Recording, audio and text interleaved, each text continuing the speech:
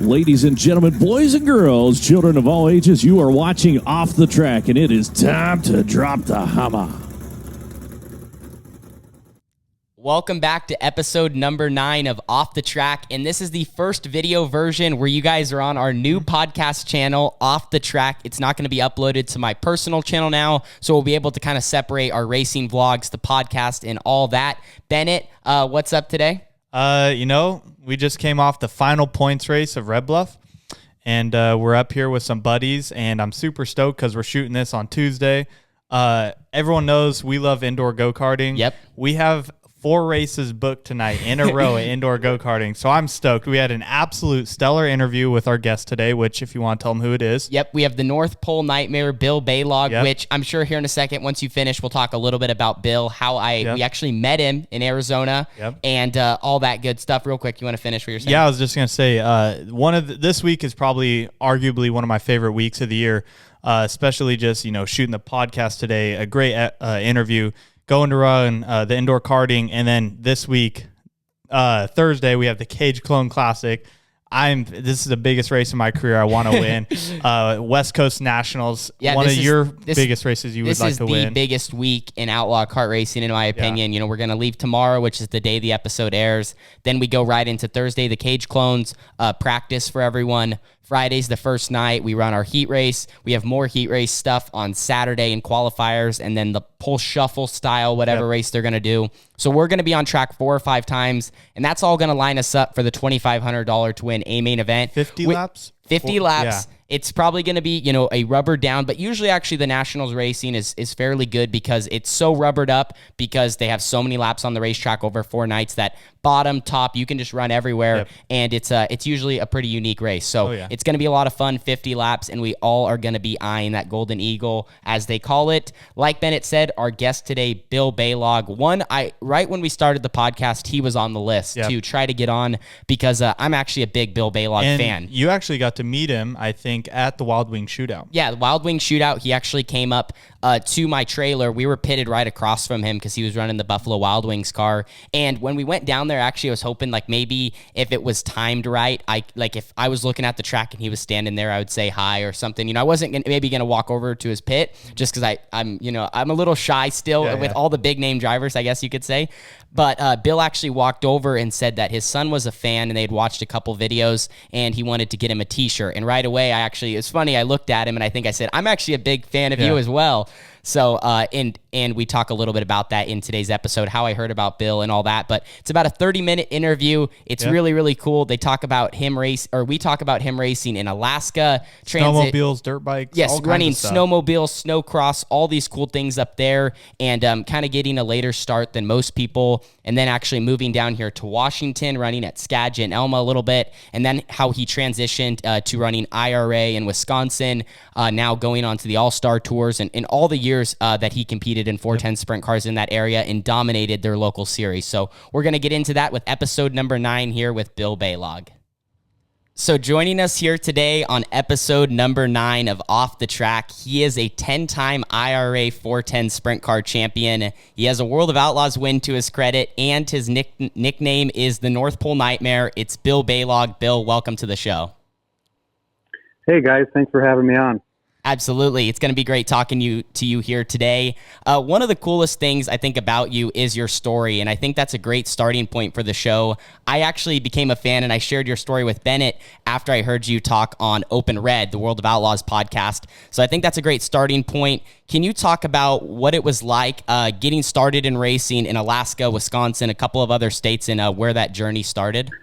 Yeah, to me, it was all normal and stuff, but I'm kind of learning that it's maybe a little bit abnormal to be racing up in Alaska. But, my dad was, he's from Wisconsin originally, moved to Alaska in the 70s. And then, he always raced his whole life. So, and he got into sprint cars and late models and all that stuff. So, it was, inevitable probably. I just kind of started with motorcycles and got probably a late start.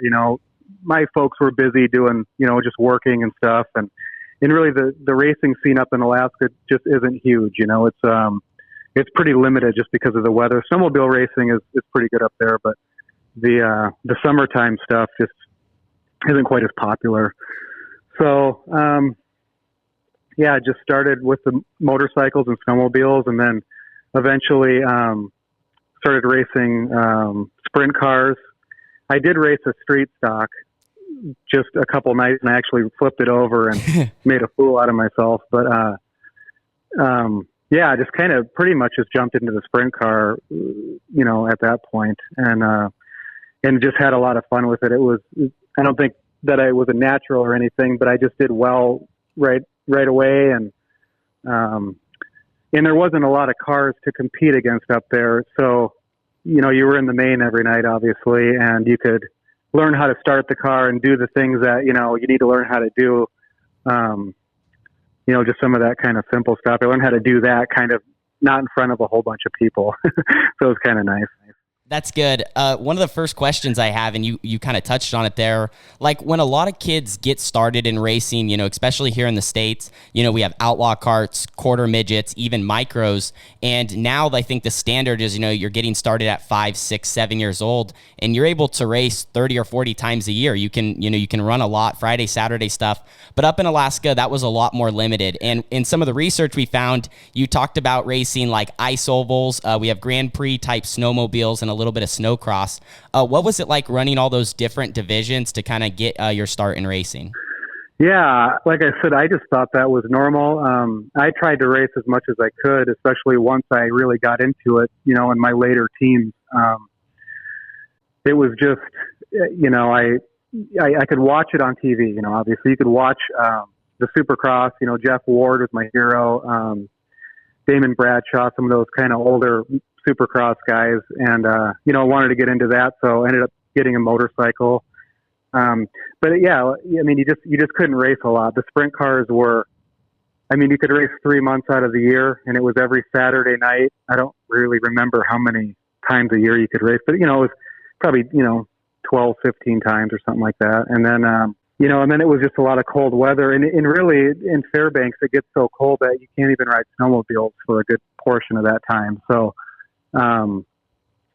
but yeah, I just tried to race as much as I could, and did some of that snowcross stuff. And the snowmobile deal, it kind of paid pretty good too. You could race some of those snowmobile races and win some money. So in the sprint cars you couldn't. It was kind of funny. I remember there's still a check on the wall at my car owner's house for like 51 cents or something. It was just you didn't get anything, and you might have got your pit pass paid for or whatever, but that was about it. But that's super neat. Yeah, it was just a quick mention here, since you're talking about the topic of racing snowmobiles, Tanner and I have actually had the opportunity to watch snowmobile racing on Flow Racing, and I got a question for you. What is the driving style like on a snowmobile? Because it looks like they kind of lean hard and drive them in. Do you really flick those in, or do you drive them hard, or how do you really drive those on an oval? Yeah, I think it's tough, and I was a little bit better at the left and right hand turns. I only did the oval, I think, a couple of times, maybe twice or something, and I got beat. But I had my snowmobile set up pretty loose, and I think it was kind of an accident. But it's all about how much track you put on the ground, so it's all adjustable.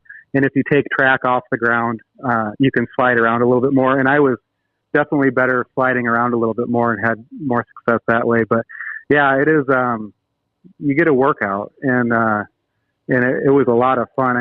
I don't have a whole bunch of pictures of that stuff, but I have a little photo album with some of it, and it's kind of neat to go through those memories and look at all that stuff from those days. You're freezing and stuff, but man, it was intense. Was there really 2-lane racing in snowmobiles? Because I think the racing we've seen, Tanner, was kind of 1 lane around the bottom. Yeah. Do you really get up on the top if there is any banking in those? No, not really. Yeah, it was more of, I would say the crumbly ice and the snow kind of gets blown up there, and you're just, you're better off in the cleaner part of the racetrack. But I really didn't learn that much about the different ice, but there's hard ice and soft ice, and there's all these different things that you gotta read the racetrack just like you do on dirt. So when the lane gets really chewed up from the studs and the carbides digging into it. You know, you can kind of move off of that a little bit and have a little bit more grip. But yeah, it was pretty much the same as dirt. But you know, if you got up there too high, you're probably going to crash. That's super cool. Yeah, so transitioning from racing in the snow now into sprint cars, what age was that at? And then what was some of like the local racing scene up in Alaska like? So I didn't race a sprint car until I was 20. And yeah, there just wasn't a lot of cars, you know, just a few cars. And it was really just try to, I mean, obviously you're trying to win and, you know, do the best you can. And I mean, I was completely overdriving the car and I had no idea what I was doing. I remember one time I flipped the car on its side, just packing the track. You know? No way, really? So, yeah, nice. It was greasy and I just stomped on it and, you know, spun around in a half circle and flopped it over on its side. It didn't hurt anything, but embarrassing. Was that were you racing someone else's car or was that like a car you went out and purchased or? No, so I drove for a guy the duration. My parents weren't going to buy a sprint car or anything like that and really didn't have any room for it. And my dad was kind of out of the sprint cars by then. So, and he'd been out of it for a long time actually, but, yeah, I drove for a guy by the name of Dale Eadie, and he was originally from Illinois, but he's kind of your typical Alaskan. If you could picture an Alaskan, you know, his beard was down to his belt buckle, and, you know, he was just super hardcore sprint car guy, though. And he, you know, like I said, he was just super into the 360 sprint cars, and that's what we ran.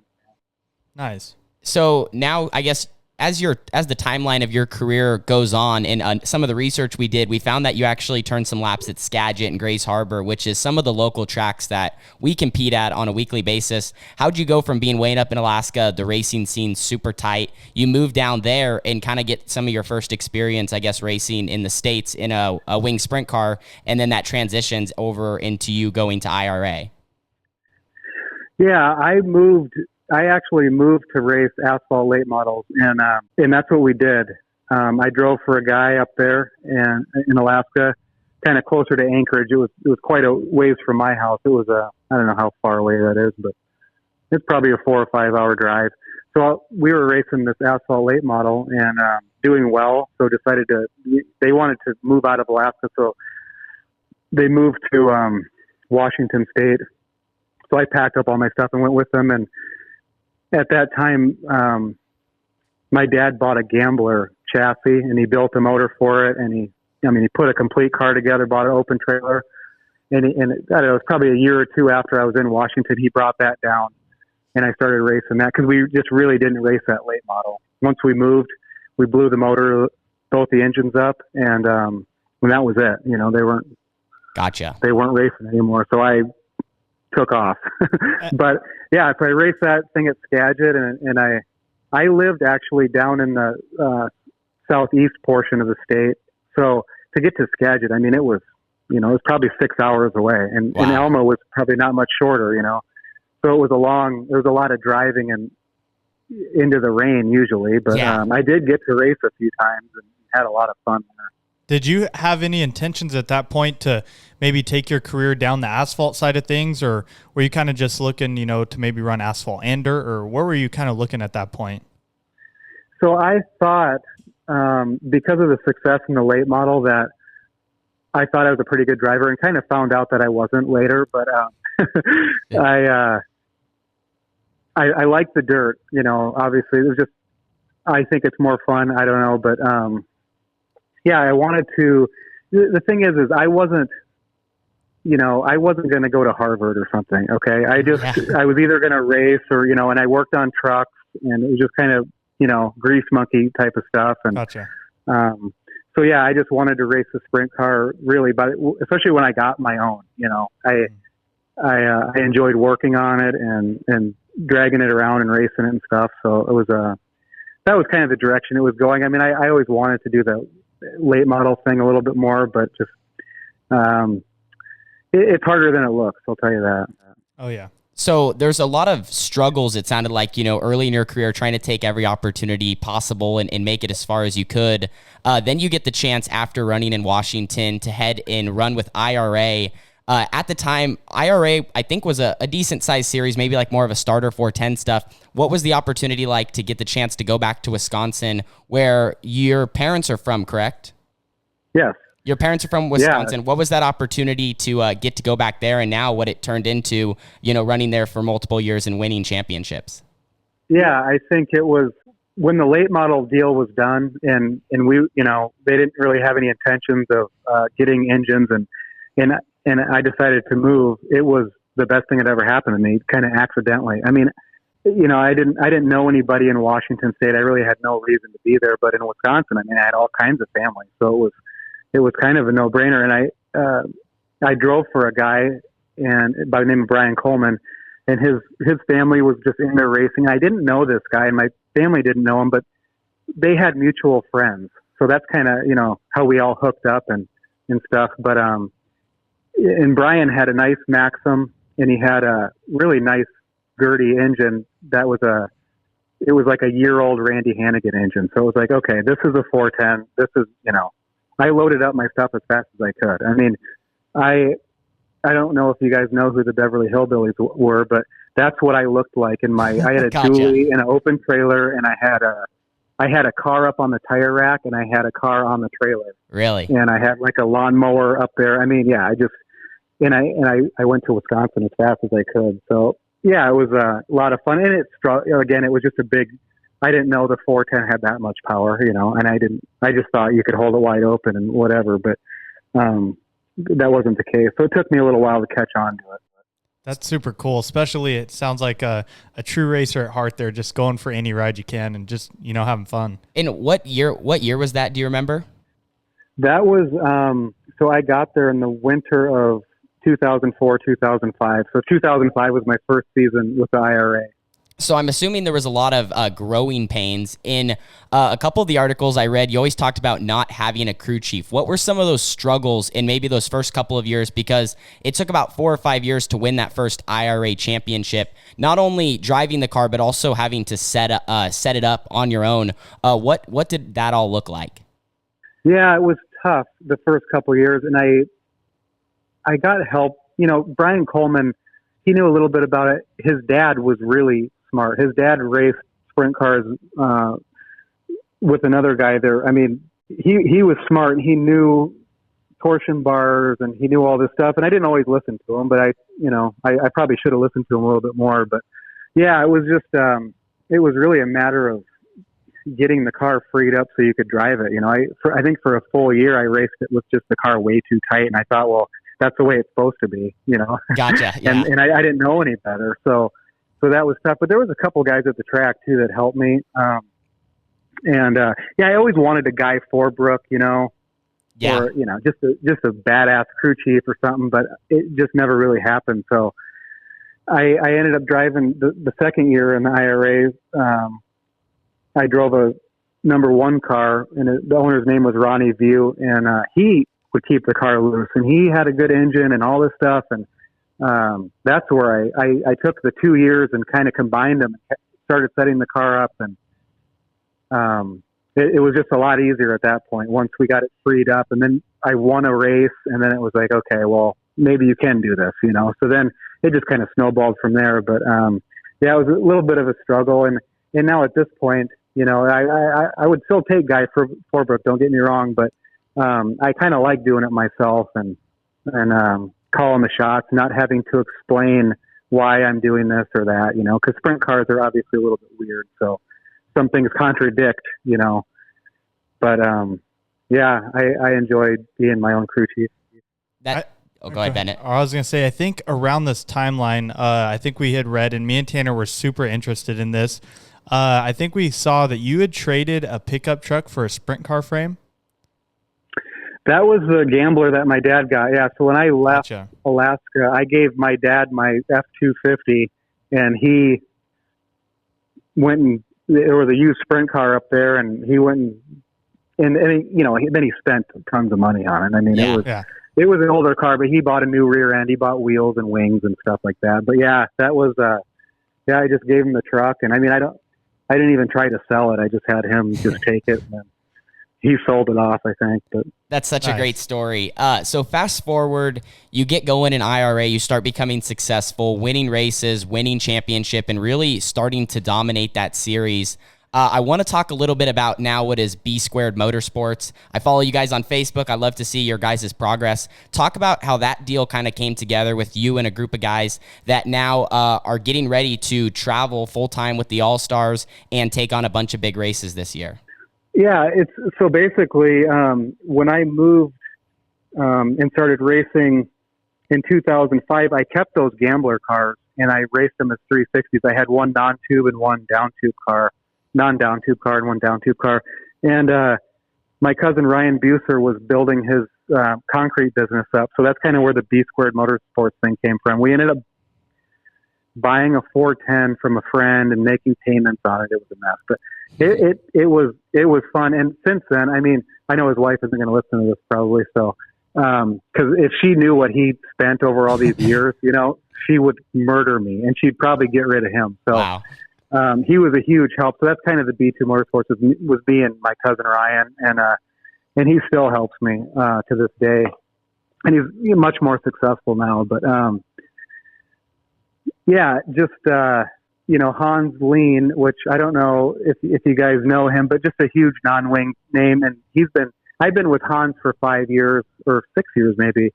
You know, and he just a massive sprint car fan, and he's always owned cars and all kinds of stuff. So he has a Silver Crown car that Tyler Courtney's driven the past couple of years. Okay, yeah. So between us three and I've been driving for people and the Ryan Auto team, which was, you know, I did that for 5 years, and yeah, it's just still the same thing with B Squared Motorsports. Though it's just us few guys, and it's just not a huge deal, but it's enough to, you know, you can travel around a little bit if you want to. And you know, I used to really struggle to get to the IRA shows, but now I can do those, you know, if I want to, kind of. So it's kind of neat. There's a little bit of comfort there, but not too much. Yeah, and traveling outside of that circle of IRA, because I know that there's a couple good paying shows, or, you know, I bet if you run up front, it definitely helps pay the bills. But what was it like now traveling outside of that and going to big shows like at Knoxville, Eldora, even maybe making a trip or two to Pennsylvania down the road? How is that kind of getting out of your bubble? I know as a sprint car driver, it's really tough to run different styles of racetracks, like out here on the West Coast, maybe more bullring stuff, really tight racing, maybe out there a couple more half miles in larger racetracks. What was that like, maybe making that first trip to Knoxville, Eldora, and some of these other larger racetracks? Yeah, I think it was, well, my first 410 race was on a half mile here. And I was watching the first hot lap session go out, and I wanted to get in my car and go home. Yeah. That's how fast they were going. I mean, I just thought, well, I ain't going to do this. But I ended up running really well, and it was a lot of fun. And I think a few nights later, maybe it might even been like my third race was Knoxville, and I was terrible. And I still don't run that good there, but they were wrecking these cars at Knoxville that night, and I just thought, what have I gotten myself into here? I mean, it was unbelievable. And yeah, we're just a little bit more bull ring type of racing around here, but it was. I guess I've been to the half miles, and I prefer the smaller tracks a little bit more. But going into the year, you know, this year, I've been to a lot of the tracks. I mean, some of those Ohio ones I just haven't been to, and I wish I would have done that more, but it didn't make sense over the years for me to drive to Attica or something, you know, when I could go to Beaver Dam right here for the same money, basically. No, that makes sense. So I just didn't, but it'll be a lot of learning, and because you never stop, so it'll just be a lot of learning and trying to figure it all out. And try to keep up with those guys and make the most of each night, you know. So before we get into talking a little bit about some of your career highlights, there's a couple of them we definitely want to touch on. You mentioned kind of maybe trying out a couple of different cars. When we were searching through, we found some photos of you competing in a non-wing car, midget, and you touched on running some asphalt. How cool is it to get to step out of that wing sprint car run and try a couple of different things here and there when you get the opportunity? It is fun. I went to the SmackDown last year, and I had to leave on Saturday night, but I raced the Thursday, Friday shows, and you couldn't wipe the smile off my face. I mean, it was so competitive, and it was just a lot of fun. So, and I've done just very little non-winged racing. But there is one. My son and I watched you at Banks. Oh yeah. And I won a non-wing feature there many years ago. That's so cool. They had the racing's pretty good there for non-wing, actually. Yeah, it was fun. It was kind of right around the bottom, and there was a series. I don't know if this is around, but it was Westco. It was like a limited 360 series, and we just took the wings off that night. It was just that simple. So we ended up doing that, and it was a lot of fun. That was a long time ago, but yeah, I drove Hans's midget and some other midgets around here, and definitely, I don't know if you've ever done that, but it is fun and a little bit more dangerous. But and I don't know if it's good or bad for you. I think sometimes just staying in your own car. That's what I'm trying to do now, is just stay in my own car and just race. So I know what you're getting every week. But it is nice to step outside once in a while and run one of those non-wing cars or something like that. I mean, my motorcycle days and all that stuff is long gone, so I don't have to worry about that. So out of all the cars you've ran, all the places you've ran, do you have what is your absolute favorite track that you've ever raced at? That's a good question. It's the ones that you are good at always. Yeah. You know what I mean? If there's a lot of tracks around here. I don't think Wisconsin has a lot of race tracks, and they have some really good dirt, and they don't get as much credit as they probably should. I don't think. There's a track not far from here, and it's Plymouth, and it's kind of a smaller. Oh yeah, we know Plymouth. Yep.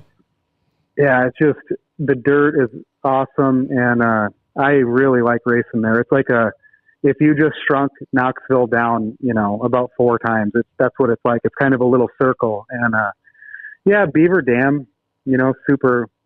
There's actually 2 Beaver Dams. There's a big half mile, and then there's just the Beaver Dam Raceway. So yeah, there's. Like I said, if you're good there, they seem to be more your favorite. So I look forward to going to all those places, and I actually like to go to Pennsylvania and run Lincoln and Williams Grove and stuff. Williams Grove's a little bit harder, but yeah, it's going to be interesting. But yeah, I think I don't have one particular. Huset's, I went there a few times, and super cool place. Yeah, that looks like a real cowboy up track sometimes. Yeah, Huset's looks like a blast. Now talking about some of your career highlights, the one that stuck out that we mentioned in the intro is you do have a World of Outlaws win to your name, and that's just got to be crazy. I think for most Wing 410 sprint car drivers, that's the ultimate goal, whether it's at a home track, whether it's at anywhere, it doesn't matter. To beat the Outlaws, you have to be the best that night. Can you talk about that win, which was on June 25th in 2016 at Beaver Dam? Yeah, I think trying to think the night before. I think the night before was at Jackson, Minnesota, and I think I spun out in the dash or something. I screwed up in the dash, or I don't know, but pretty dejected going into that Beaver Dam race. I thought, well, I just need to, you got to just pick up and go, and just put the thing back together and just do the best you can. And we just happened to, things were just going really good. I mean, I had a really good engine at that time, and ended up qualifying, just in the right spot, and winning the heat, I think, or running second in the heat or whatever, getting in the dash. Making the dash is key.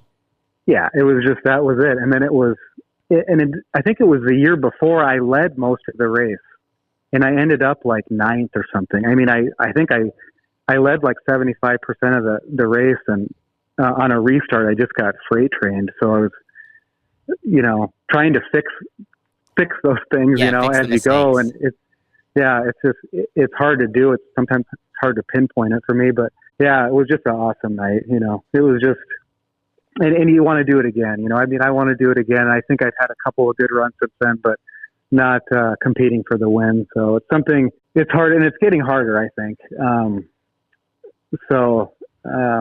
just the way it is with the engines and the qualifying, it's like you said, you just gotta qualify in the top 6 or 8, and and it's just tough to do. But that won't be one that I'm going to forget anytime soon. Nice. Yeah, no, the Outlaws are the best of the best, and like you touched on it, it's only getting tougher as everyone has the best equipment. No one's really outpowering anyone. Everyone's got the best. So another career highlight to touch on: 10 IRA championships. Obviously, that's a series that's close to home for you. But just the dedication and the knowledge you gained over all those years of running with that series, even though you're competing year after year with them against a lot of the similar guys, it's still very difficult to, continuously dominate any 410 series here in the United States. Yeah, I think they say, it's when you get the points leader, it's hard to keep it. There's guys are trying to just knock you over. Not physically, but they want, we always say it's better to be the guy chasing sometimes. Yeah, exactly. It's just hard to maintain that, but and it's a little bit stressful, but what can I say? It's been so much fun. And once you get comfortable at the tracks, we do race at the same places. It's a touring series, but you go to the same place a couple of times a year, Yeah. So it makes it nice, if you do that year after year. It's, the Outlaws kind of do a similar thing. It's just on a much broader spectrum. And they're seeing a lot more different types of dirt and stuff, but, I think you still got to keep a good notebook and stuff like that. But the IRA is a working man series, they say. So I did that up until the NFL started in 2015. I worked a day job and went racing, worked a day job, every day. So it was a lot of fun. And then when the NFL deal came out with clearing, and we traveled quite a bit that year with the NFL. So that's when I I just quit my job and went racing, but there you go. And that was, and I haven't been back, so that's kind of nice, but That's great. Before we wrap it up here and talk about what's next for you, there's one question that we have to ask, and I thought this is where I first heard about you, like I said on that Open Red episode, and talking about your nickname, the North Pole Nightmare. Where did that come to be? Obviously, being from North Pole, Alaska, that probably is part of it, but is there anyone in particular that actually gave you that nickname and how it stuck? Yeah, there was some other nicknames that, I'm a pretty modest guy, and I don't get into all that stuff. The North Pole Nightmare was cool, though, and it was Ray Underwood, which is our announcer here in Wisconsin. And I don't know where I don't know if it just rolled off of his tongue one night or what happened, but I did claim that because it was cool, and it helps you sell shirts, and I'm not a nightmare at all, but it's just neat with the Yeti, the snowman, and all that stuff. It's a nice theme to have, and I definitely am grateful for that one because it hasn't hurt at all. So Ray Underwood. I think it's easily one of the coolest names out there, especially when you're watching a race and you go out for qualifying and you just hear the North Pole Nightmare. Me and Tanner can agree on that for sure. Yeah, cool. So wrapping up now, we touched earlier that you're going to be running with the All-Stars this year. What was the decision? I know you mentioned in the last couple of years you've really got out of that Wisconsin area and traveled to many more racetracks. What was the decision behind running with the All-Stars full-time this year? Well, I've been wanting to do it. It's hard to make that leap. I went to the King's Royal. I've been to the King's Royal twice, and I should have been to the King's Royal 15 times by now. We raced that weekend here, Yeah. So, and I think maybe the last couple of years they haven't, the IRA has taken that weekend off, but it's just, the competition, you want to be, you want to be with the better drivers and the better teams and, the bigger money and all that kind of stuff. So, we've teamed up with Anderson's Pure Maple Syrup, which has helped me a lot. Hans and I bought some really nice cars. It's just, once I decided I was going to do it, I had a lot of people kind of back me, and so that's been huge. I don't have to worry about what's going to happen next week. I do have to watch everything throughout the year, but yeah, it's just been something something I've wanted to do. You know, you always want to run with the Outlaws too, right? I mean, that's kind of the goal, and it's kind of still just a little bit far off, but definitely if I can do this for, you know, a couple of years, it'd just be awesome. And I can't wait. You know, I'm at the shop right now working, and we have a race in a couple of weeks, so this is the opener, and it's just it's probably the excitement is going to set in here, you know, when we start loading up, you know, more than anything. But just something I've always wanted to do, and looking forward to it.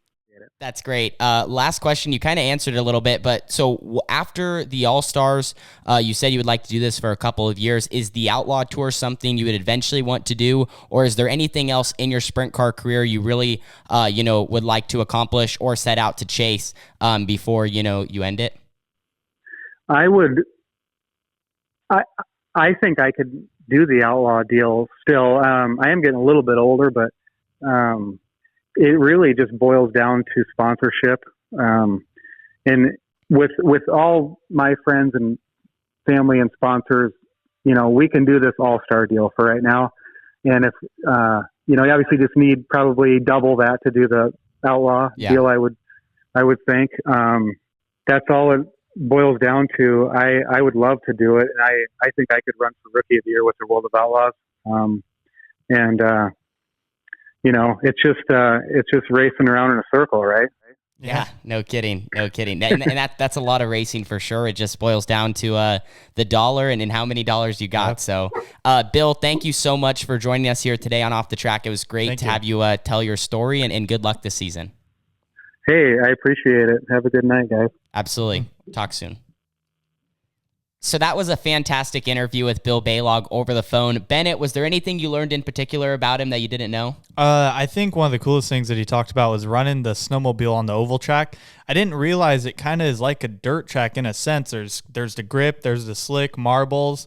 When he's talking about all that, I think that was super cool, especially I didn't even know you can get the track down on the surface to make it tight or loose. So, you learn something every day. That was something that I didn't really think about either, because the fact that, as maybe you run more lines, like the snow slickens off, or maybe there's less grip, that's so unique. And maybe if there possibly is, I think it's funny, on my YouTube channel, I went and commented on one of the snow videos where they were racing. I said, we need to do this. So one of these days we need to get up to Alaska and try some of that ice racing, whether it's a snowmobile or even sometimes they run look-alike sprint cars on the ice. One thing that I loved hearing about was just running at Skagit and Elma and making that transition from way up in Alaska down there, because those are some of my home tracks. So it's so cool that he was, right there in the state of Washington and running there on a weekly basis before he moved out to Wisconsin. And absolutely, you guys both have a win at Banks Speedway. Banks, yes, cool.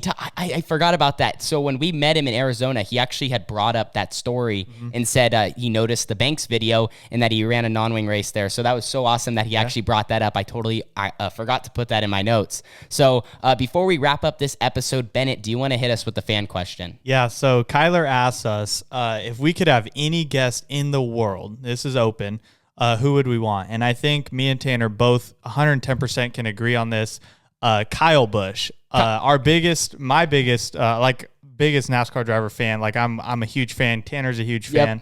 I know the moment I saw Kyle Busch and I was like, this is my favorite driver right here, is he was in an interview and he says, the haters are my motivators right there. And I remember him talking about he's going to give somebody, I think it was 3 or 2 laps. He's going to bump them 1 lap. If they don't get out of his way, he's going to bump them again. And if they don't get out of his way, he's going to turn them, because he's coming through and he's got to be fast. Yeah. So I don't know. When did you kind of notice Kyle? Yeah, Kyle would definitely be, if I could have anybody on the podcast, over time, Kyle Busch is the dream guy. I became a fan of Kyle. It's actually funny. So my parents were fans of NASCAR, and I think this is probably around 2008, 2009, before I had ever raced before. Yeah. So we just watched NASCAR, and I actually originally was a Tony Stewart fan, and that was when he was in the Home Depot number 20 maybe for Joe Gibbs Racing. And so I remember I was a huge Tony Stewart fan, and back then it was more just looking at people's cars and okay, that guy's car is cool, it's orange, it's bright, I like it. And I remember being a Tony fan, and we were at some sort of family get-together picnic or something, and there was a big TV at this little barbecue deal. and they were watching the NASCAR race on this Sunday afternoon, and it just so happened that Tony was running second, and there was a guy leading, and I think it was at maybe it was either Infineon or Watkins Glen. It was one of the road courses, and Tony is just beating this guy's back bumper off. He's right there. Like, he's about to win the race. Yeah. And I'm rooting for Tony. Well, the leader was actually Kyle Busch. Yeah. And I didn't know anything about Kyle, but Kyle beat him that day, and the spots just reversed. Kyle Busch became my favorite driver from then on, and I could care less about Tony Stewart. So I remember watching him like do the bow after winning the race, doing the donuts, and I just thought that was so cool. And from there, I was set as a Kyle Busch fan, and I've never questioned him since. All of his incidents, I've stuck with him. I've never switched. And now that he's one of the winningest drivers of all time, I can say I didn't just hop on the bandwagon. And I think that's one of the coolest things. Me and Tanner get a little bit of hate every here and there for being a Kyle Busch fan. Yeah. Like, oh, you're a Kyle Busch fan? And I'm like, hell yeah, I'm a Kyle Busch fan. That's my driver right there. Yeah, no, I will stand behind Kyle. And I think one of the biggest things, and why I think it'd be so awesome to talk to him or go to lunch with him or something, just to really have a great conversation just about racing is just his passion. I mean, that's truly what it boils down to. He just wants to win more than anyone else, and that all consumes his life in trying to be the best race car driver that he can be. So it'll be, even though I don't watch as much NASCAR as maybe I used to, maybe, he'll be able to pull off the championship this year. But we did mention in the last episode, I predicted Kyle Larson to win this year because just it makes sense. So it'll be interesting to see how it all plays out. But that is going to end episode number 9. We're one away from double digits in our podcast. We're still making it happen. So we're having a lot of fun. If you guys want to mention or recommend a guest from dirt track racing or any form of circle track road course, we'll interview dirt anybody. Bike racing, snowmobile. It doesn't matter. Let us know in the comment section down below, because this is our first podcast on our Off the Track YouTube channel. Anyway, we will see you guys all in the next one. You can listen on Apple Podcast and Spotify if you want to check out the audio version. If you're riding in the car heading to the next racetrack, that's always a great thing to listen to. Anyway, we will see you guys all in the next one. Thank you so much for watching today. Ladies and gentlemen, boys and girls, children of all ages, you are watching Off the Track, and it is time to drop the hammer.